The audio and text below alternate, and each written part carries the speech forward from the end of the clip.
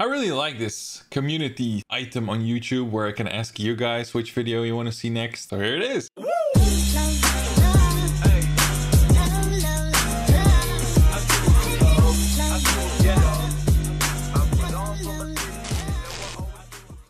As you guys saw, I selected a couple of videos that I wanted to record it next because they were added to the Your Submissions tab in the Discord channel. So if you don't know what that is, link in the description is down below. There's a Discord channel where you guys hang out, talk, have discussions, etc. But you also have a tab called Your Submissions where you can send in your video ideas that I can react to. Not all of them are selected, but you can send them in and maybe I select them. I put up a poll and like the most requested video from the 356 votes was Do People Miss Yugoslavia? And it's again a video from Balkan Odyssey. I'm not even gonna try it at this point anymore. His content has lately been on fire. I've been watching most of his videos from his channel. If you don't know who it is, I'll put the link to the original video in the description down below, and there you can subscribe to him and also, well, watch or look at his other content, because I think he explains everything that happens in the Balkans the best from the most different kind of perspectives, with really a, how do you call it, a scientific approach, which I really like. Not biased, no bullshit, and therefore, and everything he says, well, everything, I'm not gonna say everything, but most of the things I've seen from him so far, I completely agree with him. As far as I know, he is a Serbian, Bosnian Serb, Serbian from Bosnia, from Republika Srpska. And he's making these videos, so I'm really impressed. Let's check it out. Do People Miss Yugoslavia? I haven't seen this one yet. Well, you sent it in, so I didn't click on it. I did see that he uploaded this, but I didn't want to check it out because I want to keep it as real as possible with my videos. So let's check it out. Yugoslavia, the most ambitious modern European experiment, which had miserably failed on both occasions it was attempted. Some look at the time of the Socialist Republic with grave bitterness and resentment, whereas others have a deep sense of nostalgia, yearning for the good old days of their youth, which has become a taboo topic in and of itself, where you will be considered a delusional lunatic for reminiscing about days where people say they've lived prosperously and with dignity. I agree. People tell me this all the time. I don't give a shit. Because it's not that I like everything about that period. It's about certain values that people had at the time. Certain views that they could live together without hatred and that kind of shit. More respect, more community-like living, more human-like living, let's call it that way. So there's certain things I really do, find impressive and are very impressive still till this date from this time era. But yeah, I get the point where some people call you a lunatic for it, but don't really give a shit about people's opinion. But you probably already noticed that if you do YouTube and you care about other people's opinion, it's not gonna work out for you. In the following minutes, we will explore both sides of the argument and answer the question whether so-called Yugo-nostalgia is based on facts or mere wishful thinking of older generations that simply miss the old days. The negative outlook on the ex-Yugoslav state comes from a variety of places, predominantly from conservative, right-wing nationalist circles, which saw the ex-socialist state as an oppressive regime, as Tito's techniques were rather violent in suppressing inner ethnic tension, hatred, and any notion of nationalism, which there was an abundance of, considering the tragic events that unfolded during the Second World War and the genocide conducted by the independent state of Croatia against Serbs, Jews, and the Romani. The communists had a hard time promoting the tenets of brotherhood and unity, with the reality of the Holocaust emerging from the liberated Jasenovic's death camp, with Bosnian towns deprived of hundreds of thousands of victims of Ustaša genocide. The lingering tension and need for revenge fueled nationalist, separatist thought among right-wing circles, who thought nothing good of a common state where one group had to swallow and forget the horrors of the Holocaust they were subject to by their neighbors, and the other had to pretend they're okay with being underrepresented, sidelined, and oppressed by the previous pro-Serbian monarchy and now allegedly heavily Serbo-centric Socialist Federation, which, after Tito's death, increasingly started showing signs of alleged Serbian imperialism. Despite all the criticism and negative views of the former state, there is an abundance of facts in favor of those who are nostalgic for Yugoslavia. can you really call it negative though? Yeah, it's not the best way, but in order for that system to work that Tito, came up with, the socialist system, he needed to do that brutally. Otherwise, they would still, again, go to war to each other. Now that he's dead, exactly that has happened. So, he did his best suppressing that, and if that needed to be in a violent way. If you see what kind of shit roams the political parties these days, and like the parliament buildings, and that calls itself politicians or whatever, ministers, I would also send them to an island and let them, mine rocks. Tito's Iron Fist rule was an unpleasant detail for some, yet in the grand scale of geopolitical relations, this approach had fortified Yugoslavia in a unique place. One it had never occupied before or after its existence. During the Cold War, Josip Broz was the founder and leader of the non-aligned movement, withstanding pressures from both the East and West, serving as a stronghold against Western imperialism and famously saying no to Stalin and his version of socialism in the Soviet Union. Besides, the Yugoslav military was respectable in size and strength, posing a significant challenge for any European power who dared to challenge it. Tito's charisma gave him and his country respect among all world leaders, which was reflected not only in the fact that he could nonchalantly smoke a cigar in the White House, and when being told that they don't smoke there, replying with, "Good for you," but also his grandiose funeral, which turned out to be one of the biggest funerals to be organized for a head of state in history. It's a man of the people, and that's what I liked. I like this man because I've studied a lot about him, and I know the horrifying shit that he has done. Name me one leader, president who hasn't. It's shit you have to do as a leader from a country. With that said, the amount of good things this man had done in his life, and the way he did it, was very humane and very representative for an average Yugoslav, let's put it that way. So yeah, there's many things that I'm not gonna just all name, of course, why I respect him, but it shows, because other leaders, and like with this funeral and everything, you would not have such a funeral. He's dead. If this was all forced and all fake, why would so many people show up? Why would so many state leaders show up if they were all fake friends with him? You know what I'm saying? With 218 delegations from 126 countries, 33 presidents, 21 prime ministers, 4 kings and 5 princes arriving in Belgrade to witness his funeral. It's easy to see how such a charismatic leader can attract positive memories for millions of people, especially considering what our modern quote-unquote leaders have come to be. Corrupt, exactly. Spineless marionettes bowing down to the interests of both the East and West. Compared to Tito's Iron Fist dictatorship, which may not have appealed to some, the neoliberal democracy which came with the Federation's collapse has only shown a decline in every single possible metric. A country which once provided its people with unimpeded access to all parts of the world with its passport was catapulted decades into...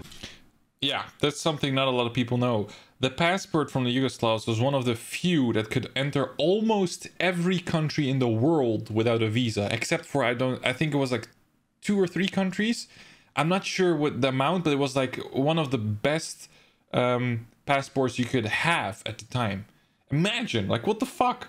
And now you cannot even leave into Croatia with a limit of, I'm not even gonna get into that topic. It just gets me mad again. To the primitive past, leaving behind nothing but specks of maldeveloped banana republics, useless and pathetic.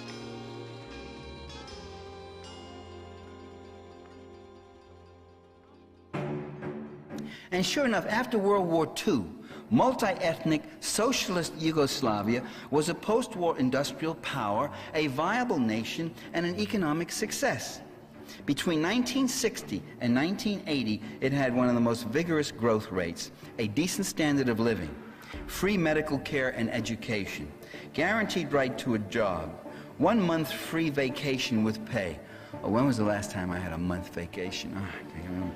affordable public transportation, housing, and utilities, literacy rate over 90%, life expectancy was 72 years. Most of the economy was in the public, not-for-profit sector. Now, such a country is a kind that global capitalism normally would not tolerate. Still, I've cut this piece out in my documentary as well, and this is all true. So imagine these days having free education. Like the US, it's like hundreds of thousands of dollars to go to fucking school. It's ridiculous. In the Netherlands, it costs you like 10, 20K. Depending on which study you do, it can go up to 100K as well for a study. There's a few countries left in the world where you have free education and actual quality education. The fact that now so many people are illiterate in the Balkans is a huge problem and is only benefiting these corrupt politicians, because I gotta say this a bold way, but the people are dumb. They're stupid. They're uneducated, short-viewed, and you can, you know, prove it in a way, and even if it's like a setup or whatever, media, I don't care, and bend them to your will. You will notice, talking to a newer generation of people from the Balkans or from ex-Yugoslavia, and talking to the old grandpas and grandmas from that time era, you will notice a huge difference in the way they're thinking, the way they're speaking, and the way they understand today's world. It's actually weird to say that those older people have a better understanding in general for many things than this newer generation. That's what education does to people. Yugoslavia was allowed to exist for some 45 years because it was seen as a buffer to the Soviet bloc, the Warsaw Pact nations. At the same time, efforts were made to undermine the socialistic features of Yugoslavia's economy. Yugoslavia opened itself up to Western capital penetration as early as the late 60s, early 70s, I think it was. Very simply, we got the answer. We'll borrow from the West. Well, once they started borrowing, with borrowing from the West came IMF penetration and an enormous debt. With debt came IMF demands for restructuring. Restructuring is a euphemism for a harsh austerity program. In other words, you force your people to work harder for less, producing more, consuming less, and with that difference, you pay off your debt schedule, or at least the interest that's accumulating on this wealth. In 1992, another blow was delivered against what remained of Yugoslavia. International sanctions led by the US. A freeze was imposed on all trade with Yugoslavia.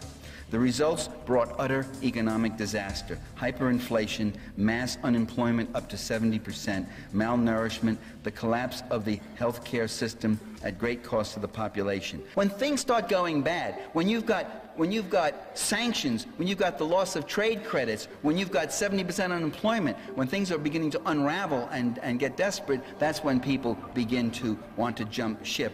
And when you've got a U.S. national security state backing the most divisive, militant, fascistic national elements, with fascist organizations arising in Yugoslavia that hadn't been seen in 45 years, armed with guns and money and organization and hired thugs, and operating with a blatant assurance that they had the whole might of the U.S. to their backs. What I'm saying to you is that there was a conscious and deliberate plan to fragment and break up Yugoslavia. Exactly as I said in my documentary that I have on my channel. I'll put it in the info thing above my head so you can check it out. The other blow was in November of 1990, when President George Bush went to the U.S. Congress and pressured them to pass the foreign appropriations law that called for the cutting off of all aid and credits to Yugoslavia. The law also demanded that if any republic in Yugoslavia wanted further U.S. aid, it would have to break away from Yugoslavia and declare its independence. Okay, it's not a conspiracy theory, it's not my speculation, it's not my analysis, it's a public law. It's a public law. November 1990, the 1991 Foreign Appropriations Act. It's written right there. Go look at it. It required the U.S. State Department approval of election procedures and results in every one of the republics. It required that the republics do not hold national elections, but hold elections only in their own republics, and that the... My documentary, I know that this is a lot of information about the West and the US, but there is still the element of the people of Yugoslavia, and you can check out my documentary, my small documentary, and look at my conclusion. Because I don't think you can, even though this is all true, I wouldn't blame everything on the US. Aid would go individually to those republics, and when the aid did go, it went to those groups which the U.S. defined as democratic groups, which meant small right-wing ultra-nationalist and even fascistic parties. The ultimate goal was to break up Yugoslavia into a weak and helpless cluster of right-wing banana republics, privatized, deindustrialized. They wanted a Yugoslavia whose rich natural resources would be at the disposal of multinational corporations, whose populations would work at subsistence wages, whose economy offered no competition with existing capitalist producers, only new investment opportunities. They wanted a Yugoslavia whose petroleum, engineering, mining, and automotive industries would be undone and deindustrialized. And they wanted to abolish Yugoslavia's public sector services and social programs. Now, why would U.S. policymakers, you really think U.S. policymakers are motivated by some need to abolish the social programs, the public sector services, and Yugoslavia? Why would they want to do that? Do you think they are such nefarious, evil-intended individuals they would want to abolish their social programs? Come on, Parenti. Are you being paranoid? Well, why would they want to abolish our social programs? The evidence is crystal clear about the United States' infiltration and acts of destabilization against post-Tito Yugoslavia, which really shouldn't come as a surprise, considering the Truman Doctrine and the anti-communist containment politics of the Cold War.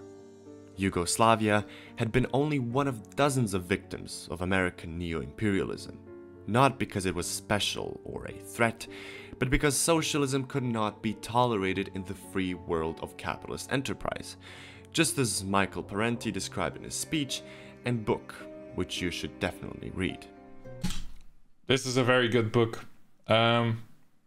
Agree with Balkan Odysseus to read this book and also to look at this speech. You can find it on YouTube. I used it also in my documentary because he did a lot of research, especially from the foreign policies and laws like this that he just mentioned, that are public but hard to find for someone who's not looking or doesn't know where to look. Like me, for example, I could not find that stuff without him. And yeah, just educate yourself. Be neutral. Look at everything from multiple perspectives. The entire welfare state and economic prosperity is usually attributed to the immense debt which had accumulated with US capital penetration in the 70s and 80s, with critics saying that the country functioned well at the expense of future generations. This narrative is unbelievably hypocritical and naive, as this debt, at the dawn of the country's breakup, amassed $16 billion, which sounds like a lot, right? Well, after the breakup, the federal debt was distributed among the successor states. By 2010, its 6 quote-unquote liberated successor states had amassed a combined debt totaling a shocking $184 billion. Yep. So that's for all the people saying, oh, it was not such a good time, we were living in debt. This is exactly one of the comments that I've seen in my comment section on my documentary. So, thank you. I don't answer stupid shit like this, because if you do any research yourself, you would know that that would be a bullshit comment. A valid argument, however, is the skepticism towards Tito's efforts to balance the influence of each ethnic group, which meant muddying the waters by tactically dismantling the Serbian Republic, by declaring autonomous provinces of Vojvodina and Kosovo, and promoting the Macedonian ethnicity. Kosovo was used as a bait for Albania's communist leadership to lure the country into joining Yugoslavia by giving benefits to the majority Albanian population. Many Serbians show resentment towards Tito for his short-sighted politics, which showed to be detrimental to the Serbian state after his death. Furthermore, The Macedonian Republic had angered both the Greeks and Bulgarians, and has led to numerous controversies and disputes up to this day. From Macedonia to former Yugoslav Republic of Macedonia to Northern Macedonia, something like that. Just Crimea River. Tito's regime was focused on relieving tensions and suppressing separatists and fascists at the moment. Yet there was no perspective of how this would continue successfully after his death. Exactly this lack of long-term perspective is what made the already intense inter-ethnic turmoil even more complicated, and has led to many modern nationalists cursing his existence and holding him responsible for the turmoil which followed. Other critics insist that the period of socialism in Yugoslavia should be seen as a dark time, not only socially, but economically as well. This begs the question, however, how is it that these 26 years of alleged prosperity, freedom, and Euro-Atlantic integration haven't brought the promised prosperity to the successor states? How is it that people are desperately trying to leave these banana republics in a massive act of depopulation, looking for a better life elsewhere? Where is the post-Yugoslav prosperity brought by segregation and nationalism by these alleged war heroes we also defend and admire? You may not be a fan of communism, pan-Slavism, enforced brotherhood and unity, or Tito himself, but it's very ungrateful and dishonest to dismiss the benefits and prosperity our nostalgic parents and grandparents enjoyed in this era, for the sake of proving a separatist point of argument, the one that doomed the most ambitious pan-Slavic movement with a self-fulfilling prophecy, where the insistence that we can't live in a common state because of specific factors ultimately made those factors come true. So, conclusively, it can be said that the Yugoslav project is a failed one, whose future prospects look rather slim. Yet despite the hate-mongering and indoctrination, younger generations seem to increasingly realize the state in which their parents' bloodshed deprived them of a healthy future. Maybe a third Yugoslavia would only be a product of nostalgic wishful thinking. Yet we must seek new forms of cooperation and coexistence, as what came after had ultimately proven us that neoliberal capitalism is not an imperative ultimate solution for every one of our problems. We can mockingly call our grandparents Yugo-nostalgic and delusional all we want, yet by doing so, we only delude ourselves and future generations. Very good. Very good video. Bah! Got goosebumps. I'm Mr. Goosebumps. For all the new people to this channel, I'm Mr. Goosebumps. I have goosebumps when I have good stuff or stuff that touches me. It's my emotional trigger or something. When a physical trigger, I don't know how the fuck to even... You get the point. See something cool, something touches me, I get goosebumps. Sad to see, because yes, I am one of those people who know how much working together, working as a team can bring in any way or form. Might be at your work, it might be a sport, might be countries working together, might be people from multiple countries, from multiple ethnicities, multiple religions working together. You just can't deny the fact that people lived better at the time. You just can't deny that. It's just factual that people lived better during the time. National debt, as he mentioned, etc. It's just, those are just clean facts which you can't deny. Yes, long-term views were not there, but I can imagine that it's hard to plan a future if you are constantly busy suppressing nationalists and fascists, etc. during your whole life. That is really hard to plan ahead. And to find someone who does the same thing as you, I don't know. It's history. We can't change it. We can only learn from it. Become a powerhouse, and we can actually be something. Doesn't mean that we have to be in one country. We could be separate countries, but we would have to work together. With all the current politicians from all the banana republics, as he calls it, which I agree with, that's not possible, because none of them wants to work together with the other one, because they're all just nationalists and in there for their own interests. There's a lot of catches these days, so it's really hard to actually decide on how we could move forward. I think the only way is to basically replace all politicians from all these banana republics with people who are really there with a prosperous view and a future view, who are not in there for the hatred, the nationalistic shit, just really there to work together and to fix our shit. That's just the way to pronounce it, just to fix our shit, because we have a lot of shit altogether. I don't know what else to say. There's a lot of stuff going through my mind, but we'll make the video too long. I hope you guys liked the video. Please comment in this comment section down below what you think of all these statements made by me, and also by the statements made by Balkan Odyssi or Desi or Dissity or whatever in this video. I'll link to the original video in the description down below. And I see you guys in the next video. Ciao. Perfect.